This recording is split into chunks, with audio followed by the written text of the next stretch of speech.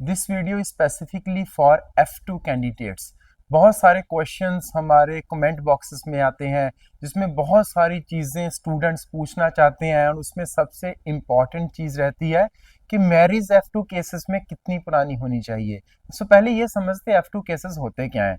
F2 is the spouse visa. अगर main applicant को already visa मिल चुका है तो उसका जो स्पाउस है, लेट्स सपोज मेन एप्लीकेंट एक वाइफ थी, उसका हस्बैंड और उसके जो बच्चे हैं वो F2 वीजा पे जाते हैं। इसमें एक सबसे बड़ा क्वेश्चन आता है कि मैरिज कितनी पुरानी होनी चाहिए। बहुत सारे केसेस में कंसल्टेंट्स ऐसा गाइड करते हैं कि जो मैरिज 2 साल पुरानी हो, 1 साल पुरानी हो, या मैरिज 1 महीना पुरानी हो। मैरिज कितनी पुरानी होनी चाहिए, इससे कोई फर्क नहीं पड़ता है कि मैरिज कितनी पुरानी है। फर्क इससे पड़ता है कि मैरिज जेन्युइन है कि नहीं। क्या कॉन्ट्रैक्ट मैरिजेस में भी F2 केसेस आते हैं? डेफिनेटली आते हैं, उससे कोई फर्क नहीं पड़ता है। बट यस, इम्पॉर्टेंट क्या है कि जो आपका कंसल्टेंट है, जो आपका फाइल लगा रहा है, जो आपको इंटरव्यू की प्रिपरेशन करवा रहा है, उसका एक्सपीरियंस कितना सॉलिड है। मैंने ऐसे केसेस में भी वीज़ा लिया है कि F1 कैंडिडेट का वीज़ा आया, वीज़ा आने के 2 महीने बाद वो कैंडिडेट US से इंडिया आता है, यहाँ पे आके मैरिज करता है, फिर 3 महीने बाद मैं स्पाउस का वीज़ा करवाता हूँ। ये कोई रूल बुक में नहीं लिखा है कि मैरिज पहले होनी चाहिए या मैरिज वीज़ा आने के बाद होनी चाहिए। अच्छा, ये भी है कि 3 बच्चे हो गए तो तीनों को वीज़ा नहीं मिलेगा, 2 को मिलेगा। ऐसे भी केसेस मेरे पास हैं। ये सब र्यूमर्स हैं। आपका जो स्पाउस है उसके कितने भी बच्चे हों, उन सबको USA का F2 वीज़ा मिलेगा, सब इसके लिए एलिजिबल हैं। ये सारे मिथ्स हैं। इम्पॉर्टेंट ये है कि आप फाइल कहाँ से लगवा रहे हैं, आपकी मैरिज है उसका मैरिज सर्टिफिकेट है कि नहीं। अब 2 तरह के सर्टिफिकेट्स यहाँ पे चलते हैं, एक तो जो आपके मंदिर से मिला है या गुरुद्वारा साहिब से मिला है, एक वो सर्टिफिकेट, और एक वो सर्टिफिकेट जो एग्जीक्यूटिव मजिस्ट्रेट या मजिस्ट्रेट द्वारा इशू किया गया, जो आपका लोकल DC ऑफिस है जो वहां से इशू होता है। At the time of interview आपके लिए मैंडेटरी होता है वो मैरिज सर्टिफिकेट कैरी करना। ऐसे मैंने केसेस देखे हैं जिसमें रिफ्यूजल्स आई हैं जब वीजा ऑफिसर ने पूछा, बिकॉज अगर तो बच्चे साथ में है तो वो नहीं पूछते हैं कि आपकी मैरिज जेन्युइन है कि नहीं है, जब कब मैरिज की है आपकी, जब कब मैरिज हुई है आपकी, या इसके अलावा मैरिज का प्रूफ वो नहीं पूछते। But when your marriage is new, आपकी मैरिज को सिर्फ 1 साल हुआ, यू डोंट हैव किड्स, ऐसे केसेस में डेफिनेटली पूछा जाता है फॉर द मैरिज सर्टिफिकेट। आपको इस चीज के लिए प्रिपेयर रहना है। अब उन क्वेश्चंस के ऊपर भी डिस्कशन कर लेते हैं जो F2 केसेस में पूछे जाते हैं। मेजॉरिटी ऑफ द क्वेश्चंस में रहता है कि where is your spouse studying, the name of the university, the name of the course, where is she residing, मतलब US में कहाँ रह रही है, मतलब you should know the address, वो कौन से वीजा पे गई थी, उनकी इंटरव्यू कहाँ हुई थी, कौन सी डेट को ट्रेवल किया है, कोर्स कब स्टार्ट हुआ, कोर्स कब खत्म हो रहा है, इज योर स्पाउस वर्किंग, मतलब आपकी जो वाइफ है वो वहां पे वर्क कर रही है कि नहीं कर रही है, क्या उसने CPT ऑप्ट की है कि नहीं, या OPT ऑप्ट की है कि नहीं, उनका वहां पे वीजा स्टेटस क्या है। बिकॉज ऐसे भी केसेस में मैंने वीजा करवाया है जिसमें वाइफ की 2 साल की मास्टर हो चुकी है, अब वो OPT पे है या वो CPT पे है, उसके बाद हम F2 वीजा के लिए कैंडिडेट को भेज रहे हैं तो उसमें पूछा गया कि आपकी वाइफ कहाँ पे वर्क करती है। ये सारे क्वेश्चंस है जो पूछे जाएंगे।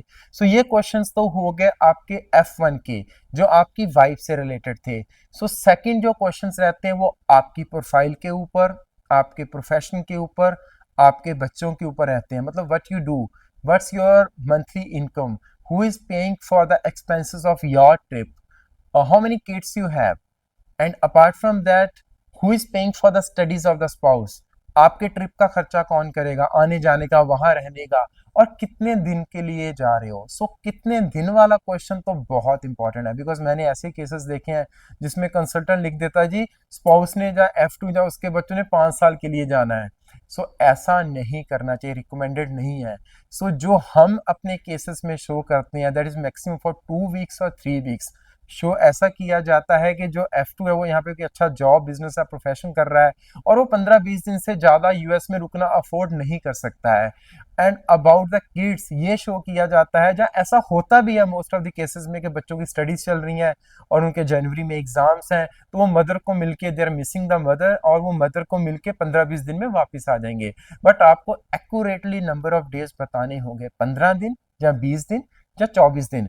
आपको जहाँ तो उसको वीक्स में बता सकते हो जहां आप उसको नंबर ऑफ डेज में बता सकते हो। और एक चीज का ध्यान रखना, आपके जो वर्ड्स हैं वो आपकी DS 160 फॉर्म के साथ मैच करें। ऐसा ना हो कि आपसे जब पूछें वाइफ कहाँ रहती है आप कुछ और बताओ और DS 160 में वाइफ का एड्रेस कुछ और डाला है।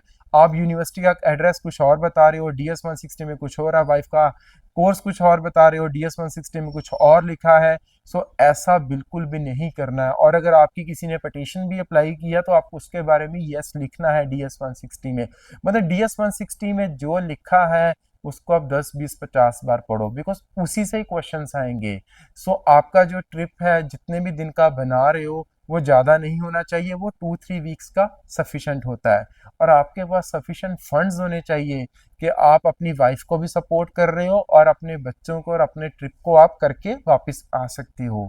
एंड एक क्वेश्चन बार बार लिखा जाता है कि F2 जो एक मेन एप्लीकेंट का स्पाउस है या उसके जो बच्चे हैं उसको वीज़ा कितने टाइम का मिलता है।